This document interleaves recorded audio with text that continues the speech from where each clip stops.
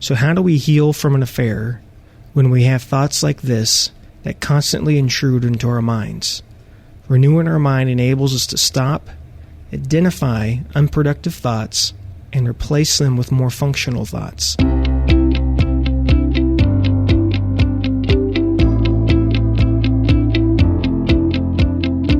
Listening to Healing Broken Trust podcast with Brad and Morgan Robinson, where we talk about healing from affairs, infidelity, trust, and cheating in your relationship from the perspective of a professional marriage therapist and affair recovery expert. If you're wanting to heal your relationship after infidelity, this podcast is for you. And we are officially on episode number 19. We're addressing challenging false beliefs, which this episode specifically is talking about the myths that are holding you back. So definitely go to our website, healingbrokentrust.com/episode 19. Download your resources there. They're free to you, free resources. So download those. They're really going to help you to follow along with these episodes and make the most of your time and your energy in the healing process. So definitely go to healingbrokentrust.com/episode 19. That's the number 19. Download those resources. If you have questions, feel free to leave a voicemail on our website.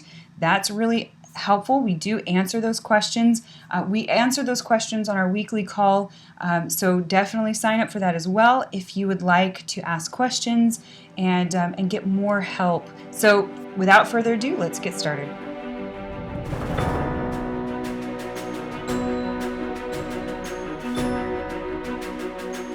Today we're talking about challenging false beliefs surrounding the affair. This is meant for both people in the relationship. However, a lot will be directed toward the betrayed partner. And forgive us, we're overcoming two lovely sinus infections and bronchitis, so we'll try not to cough your ear off. But Brad, you want to get us started? Yeah, this is, Morgan, what we're talking about today is challenging false beliefs surrounding an affair. And this is for both people caught in an affair. This is for the one who's been betrayed by their spouse, and this is also for the one who had the affair. Yeah. And a lot of the information is directed that we're presenting towards the one who has been betrayed. But this will also be very beneficial for individuals who've had an affair as well, because we're talking about different types of thought distortions, and some of those could be things like personalizing, assuming, catastrophizing, different things like that we're going to get into. Morgan, why this is really important is sometimes there's such hurt and trauma for both people who've been affected by the affair, they don't really know how to escape it. They don't realize that maybe some of what they're doing is punishing themselves with their negative thinking or with their false thinking. Recently, I had an individual who had an affair who's been suicidal since then. Wow. Because they haven't known how to deal with their own guilt and shame in a more productive way since they cheated on their spouse. So let me just go ahead and get started with this, Morgan. Okay. Being betrayed is very damaging to our self-confidence. Many times we often come to conclusions about ourselves based on misinterpretations and inaccurate information about ourselves that was formed under great duress. When individuals are feeling strong emotions and arousal because of how upsetting an affair is, it interferes with their ability to challenge these thoughts. So part of the healing process is facilitated by restructuring unproductive ideas that maintain emotional arousal and consequently interfere with our ability to process the event. These unproductive ideas can be about normal assumptions about life, people, and ourselves. Then there are thoughts about triggers, symptoms, or everyday stressors.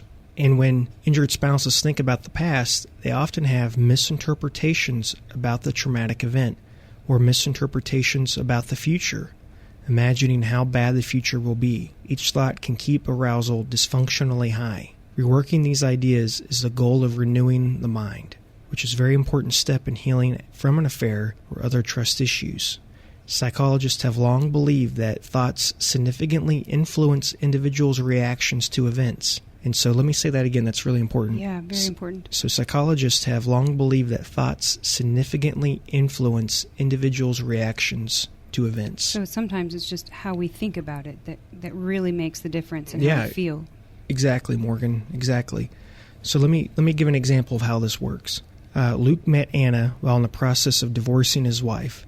They had a whirlwind romance, and he was ready to commit after a few months of dating. Anna had recently gotten out of a bad marriage and was reluctant to commit to someone so soon. Luke introduced her to his family as his woman. She affirmed that indeed she was his woman, and she was committed to him. Luke felt safe, confident he was going to marry her. But Anna still had some reservations and wasn't ready to commit so soon, even though she indicated that she was ready. In fact, she had an old friend that she was still seeing on the side for sex. This continued a few more times without Luke's knowledge. Wow. And so... That's tough. It's very tough. When Luke found out after 7 years of marriage, it was almost unbearable for him. After some of the rage began to subside, he began to develop negative thoughts about himself. He says he had an audio tape in his mind that kept replaying these words over and over again. You are not lovable. You are not good enough. I knew if you really let someone in close, she wouldn't like what she saw and would reject you. And so this is what was going on in his mind. Yeah, this is what he was telling himself. You are somehow responsible for this. You can't trust women. Why would anyone want to be with me? Am I really that attractive? How do I measure up to this person? What did she see in him that she didn't see in me? Why do bad things always happen to me? Will I ever start to feel normal again? Am I crazy? Why can't I stop thinking about this? Why won't these thoughts and feelings go away? My life is over. I don't know how to rebound from this. God has left me. I am alone. Wow, so these are some of those unproductive thoughts. Yeah. Gotcha. That need to be challenged, because when you think that way, you get stuck in feeling horrible. You get stuck in feeling basically like crap. And so, because thoughts determine how we feel. Gotcha. And so we're going to get in a little bit more of that. So how do we heal from an affair when we have thoughts like this that constantly intrude into our minds? Renewing our mind enables us to stop, identify unproductive thoughts, and replace them with more functional thoughts. We stop running from thoughts that cause us to feel aroused, even partially confronting them, and we can begin to persistently confront and challenge them and begin to feel better. When we do this, we shift from helpless victim mode into I'm in control mode, and where we're gaining mastery over the one thing we can consistently control, our thoughts. This process usually lessens our arousal. Should emotional and physical arousal occur, knowing how to replace unproductive thoughts helps keep it reasonable and allows it to subside more quickly. And so, Morgan, this idea is fairly simple. A causes B, and B causes C. Okay. And so, here's what I mean by that. A stands for the upsetting event. Or and this the affair. Yeah. Well, and our listeners can use this for the affair that they're working through, and they can also use it for other events in life. And that's what I like about what we're talking about. So A stands for the upsetting event, which in this case would be the affair. B is the belief or the automatic uncontrollable thoughts that individuals tell themselves about A. So it's that belief or automatic uncontrollable thought that individuals tell themselves about the affair or about that event. And C is the emotional and the physical consequences or arousal. It's how you feel. Okay. C is what you feel. So most people think that A, the event, causes the feeling. C. Okay. C. So most people think that A causes C, the event causes the feelings. But in reality, it is B. It's the self-talk that has greater influence. Productive self-talk would likely lead to appropriate emotional upset that allows people to focus and concentrate on functioning and begin to move forward with their life and not get stuck on this. On the other hand, unproductive thoughts lead to emotional disturbance that prevents rational level thinking and functioning. Okay, so just to recap one more time. A stands for the upsetting event, which in this case is the affair. B is the belief or automatic uncontrollable thoughts that individuals tell themselves about A. C is the emotional and physical consequences or the arousal, the upset. Most people think that A causes C, the affair caused the feelings, but in reality, it's the self-talk, B, that has greater influence on the arousal or the consequences after the event. So productive self-talk would likely lead to appropriate emotional upset that allows people to focus and concentrate on functioning. So on the other hand, unproductive thoughts lead to emotional disturbances that prevents rational level thinking and functioning. Okay. That's exactly right, Morgan. Okay. That's exactly right. I want to say a little bit about automatic, uncontrollable thoughts and distortions, because this is really important. Okay. After discovering a partner's affair, automatic, uncontrollable thoughts run through betrayed spouses' minds. These thoughts can keep them enraged for days or longer after learning about the affair. Although they're capable of thinking reasonably about the affair, sometimes their automatic, uncontrollable thoughts are distorted or just unreasonably negative. They're catastrophic. And let me say this so I can kind of sound a little bit more balanced. Obviously, it's going to be negative and probably unreasonably negative after an affair is discovered. But as time goes on and healing takes place, and I'm talking about months into this, you're beginning to not be so negative. You're beginning to get your life back. You're beginning to not be as depressed. And so if you're staying where you're at in month 6, where you're at in month 1, or the first 45 days, there may be some negative thinking, negative automatic thoughts that have some serious distortions there that need to be looked at. And a lot of those negative distortions are products of the trauma surrounding the affair, wouldn't you say, Brad? Yeah, I would say that's true. So these distorted automatic thoughts occur so rapidly, they happen so fast, Morgan, that betrayed spouses hardly notice them. They hardly stop to question them. And yet these automatic thoughts profoundly affect their mood, their body's arousal, and their ability to think clearly. These thought distortions are learned, which is good for us because we can unlearn them. Great, yeah. Sometimes people learn these in childhood. Sometimes they were taught by others or from previous traumatic experiences, such as being cheated on previously or being abandoned as a child. Thought distortions are not a reflection of intelligence or strength. They are simply learned habits. Oh, that's important. So it's not a reflection of intelligence or strength. It's just a learned habit that you've maybe picked up over your lifespan. It's a habit. It's a way you've learned to see the world. When we submit them to new evidence and logic, we can learn new, more productive thought patterns. And what we're trying to do is help you improve, our listeners improve their ability to catch troublesome distortions, challenge their logic, and replace them with thoughts that are less arousing. And this is usually done in the form of rebuttals. And so ask yourself, after you've caught an unhealthy thought, and this is important, Morgan, what's the evidence to say this is correct? Ask yourself this question after catching a distorted thought. What's another way to look at this situation? And then ask, so what if it happens? What's the worst case scenario? And these are important. So ask yourself, what's the evidence to say this is correct? Where's the evidence to say that my perception is accurate or is actually correct? That's important to challenge our thoughts. Right. And then to ask yourself the question, is there another way to look at this situation? And if this does happen, what's the worst case scenario? Right. So the goal of renewing your mind is ultimately to rebut and replace distorted thoughts. Yeah, and that'll help you feel better emotionally, can help you better with your confidence, can help you feel like you're moving on. Yes. So there are 13 different thought distortions that we'll talk about in this show and probably in the next show as well. Flawed fixation, dismissing the positive, assuming, catastrophizing, all or none thinking, shoulds, musts, oughts, making feelings facts, overgeneralizing, abusive labeling, personalizing, blaming, unfavorable comparisons, and regrets. Right, Brad? Okay, and we're going to go into those in greater detail. Yeah, we're going to get into that. Morgan, do you want to do the first one, the flaw fixation? With flaw fixation, individuals tend to place their focus on what is wrong or what went wrong. This has also been called fear focus because their mental camera is aimed at the fearful. When this happens, people are only seeing one aspect of a picture. The constant focus on what went wrong keeps them from seeing the bigger picture. So it's seeing the forest from the trees. Here's some examples. After being cheated on, Marge can't focus on anything other than the other woman's attractiveness. She can't stop comparing herself to the other woman and feeling like she is coming up short. Marge is forgetting that she still looks great and hasn't realized that most affairs have very little to do with sex, and most of the time start for emotional reasons.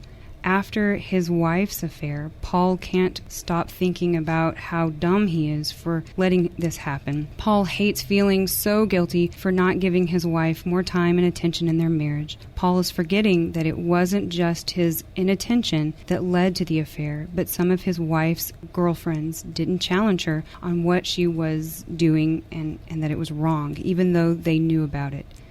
Another person, Tiffany, is consumed with protecting herself, so nothing like her husband's affair happens again. So she doesn't want it to happen again, so she's protecting herself. She's consumed with it. She's so consumed with feeling abandoned by the affair that she ignores the fact that he has stayed with her and chosen her over his affair partner. So she doesn't see that he's chosen her. She's so wanting to protect herself. Another person, John. John feels like he can't go back to his favorite restaurant with his wife because that's the place his wife went to lunch with her affair partner. John is not considering that he and his wife can find a new restaurant they enjoyed just as much as the last one. And then Randy, the last one, finds it impossible to get the image of his wife having sex with another man out of his mind. The movie reel of sexual images keeps him from having a sexual relationship with his wife. Randy could zoom out and see that she is interested in him sexually and wants to have a sexual relationship with him now. But it's very hard because they stick with that flawed fixation, right? Yeah, and Morgan, the problem with this worm's eye view is that it ignores the very aspects that make life satisfying and enjoyable. And through conditioning, related negatives, they snowball so that many places and events now remind betrayed spouses to feel guilt,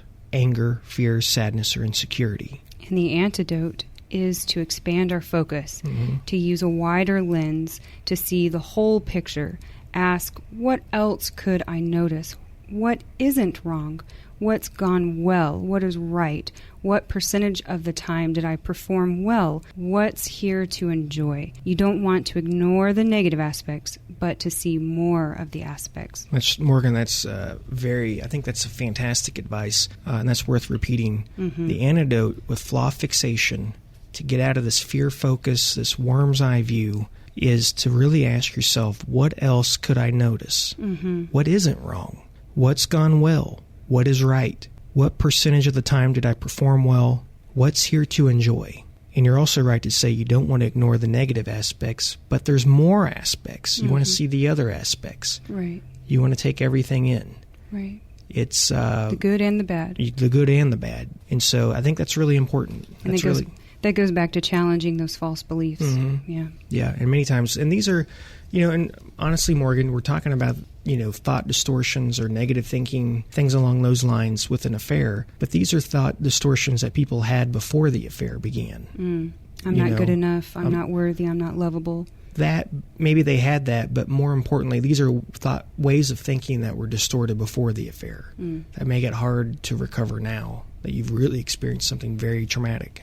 Yeah. And so this is something that can help not just move through the affair, but also just help rebuild your life altogether in other areas as well. Another type of thought distortion is dismissing the positive. While flaw fixation ignores the good, dismissing the positive actually discounts it as if it didn't matter. The good, discounting the good?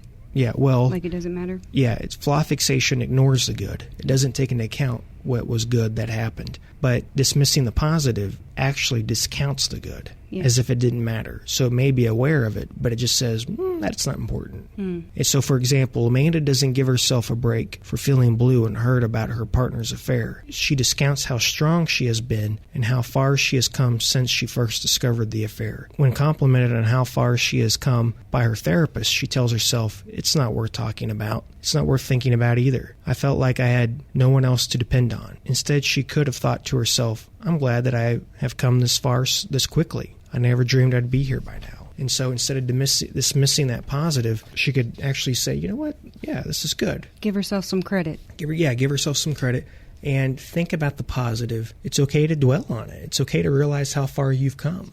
Right. And so that's one thought distortion. And another one, Morgan, is assuming. And there's three kinds of assumptions that we have. And each kind results in distress when we don't test the evidence. And so here's the first type of assuming. It's mind reading. The second is jumping to conclusions. And the third is fortune telling. Okay. With mind reading, individuals assume that they know what others are thinking. And here's examples. My family and friends think I'm a wimp for being so stressed about being betrayed. They think I should be over this already. Or maybe the one who cheated on me thinks I should be over it already.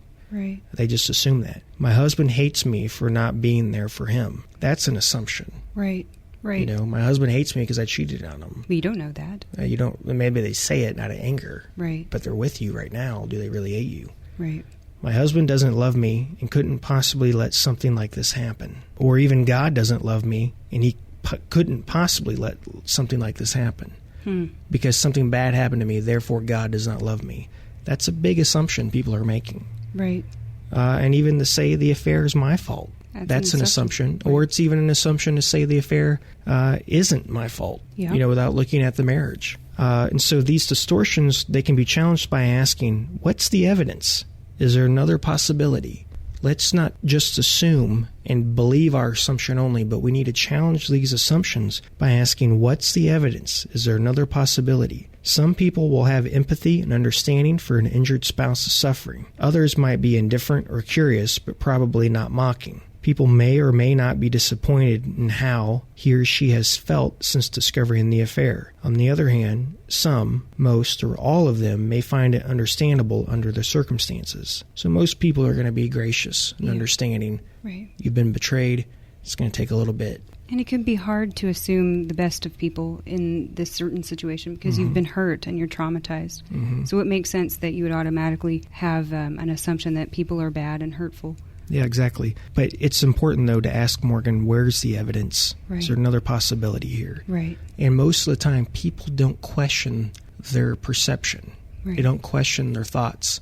And it leads them to great error. It leads them down a wrong road. Right. And it's very helpful to follow our advice and challenge some of these false beliefs, this flaw fixation. More than just flaw fixation, but the assumptions and dismissing the positive. It's important to look at those thought distortions and challenge them. And the second one here is jumping to conclusions, right? When someone jumps to conclusions, something like this happens, say your spouse is running late from work and doesn't call but comes home 10 minutes late. You feel like they have forsaken you for the other person. You literally jump at the conclusion, which is called the startled response. This is tested by asking, what is the evidence? Is it possible that this is not a repeat of my trauma? Maybe the person... Is it possible that they're not cheating on me again? Right. Kind of what's the evidence here? Right. Is there another possibility? Could they really have been stuck in traffic? What is it really? Yeah, you don't want to let your assumptions get the best of you because you're just not as happy when you let your mind run wild. You need to control your thoughts and control your mind. Right. And you're just not as happy. Morgan, the other type of assuming is fortune telling. When partners have been betrayed by an affair, they pessimistically predict a negative outcome without testing the evidence. Fortune telling often starts with a fear focus. And this is what somebody could say, it might happen. After all, it's happened before, or it could happen for the first time. And it subtly shifts to it will undoubtedly happen, which arouses the betrayed partner further. So when you start thinking that way, it gets you more aroused, more upset. To challenge this distortion, we must think somewhat tentatively and openly like a scientist. And this is what you could say, certainly bad things might happen, but what's the probability or odds of this happening?